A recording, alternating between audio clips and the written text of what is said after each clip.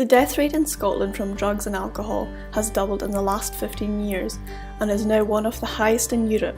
For my final year thesis project, I set out to reshape the current drug and alcohol rehabilitation system, redesigning the environment and building the system would exist. Dunalastair is a 50-day drug and alcohol rehabilitation system centred around the recovery and reconnection of addicts back into society.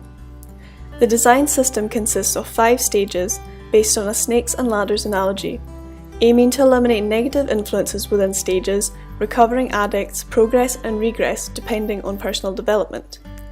The system flows through a redesigned 1850s Scots baronial style ruin located on the Dunalastair estate in central Scotland. The site was chosen because of its accessibility from all the main cities in Scotland, which have the highest drug use rates.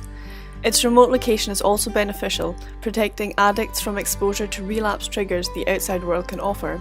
The inspiration for the concept of Dunalastair was drawn from a number of case studies. Portugal in 2000 had the worst drug problem in Europe.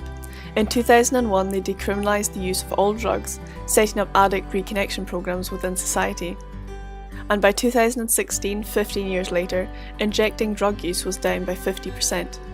Another case study taken from a TED Talk was that our idea of addiction was based on a series of experiments conducted in the early 20th century, which involved rats being left in a cage with 2 water bottles, one filled with just water and the other filled with drugged water. Almost 100% of the time, the rat always quickly overdosed and killed itself. The same experiment was later recreated in the 1970s by Professor Bruce Alexander, but this time he introduced toys, food and other rats within the cage, creating a rat park.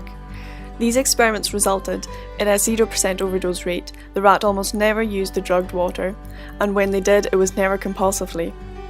Although humans aren't the same as rats, the experiment highlights the psychological importance of our environment. In an interview with John, a 30-year-old addict trying to rehabilitate, he stated, "I would want to do something active rather than sitting down in a room talking.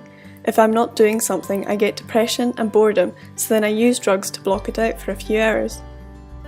This was further suggested in a Games Motivation and Learning journal, where it stated, individuals who are highly motivated are more likely to engage in, devote effort to, and persist longer in a particular activity. Gathering all my research, I constructed a conceptual model to better understand the flow of the users through a new rehabilitation system, creating emotive objects surrounding the feelings and emotions of each stage of the process. The stage structure was inspired by a quote from a heroin addict in an article where she said, "It was scary to go into treatment centres when you wanted to get clean and get put around people who don't want to get clean. In some of the treatment centres, I was the bad influence." Collaging images taken on a site visit, I began to develop shapes and forms to inspire the redesign. From there, I created 3D sketch models, taking my inspiration from the crow-stepped gables, the curving turrets, and the arches which concealed a hidden indoor garden within the core of the existing building. The information I gathered in an interview with Dave Barry, the service manager for Addaction Dundee, informed a lot of my design decisions. Addaction being a service that provides support for people affected by drug and alcohol use. One point he highlighted was the importance of the curves within the signpost centre, where Addaction is based in Dundee, suggesting they create a welcoming environment where addicts feel comfortable and secure. Through technical hand drawing, sketching and CAD modelling, I developed my final design. My materiality choice was inspired by the Whitworth Art Gallery in Greater Manchester, an extension which subtly complements the detailed existing building. This inspired me to use the same brickwork in the new build as the existing building, with the addition of timber and glass to subtly celebrate the detailed existing building. The new curved arched glass extension was designed to subtly complement the detailed existing building. The system is structured around competitive, motivational challenges alongside regular therapy sessions, aiming to build self-confidence, create new relationships, and build on existing skill sets.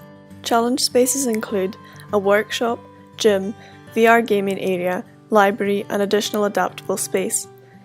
Outdoor challenge spaces include swimming in warmer months, cycling, running, hiking, and community growing linked with cooking challenges. The curving centre cutout, with main staircases at either end, aims to create a core in which the system flows around.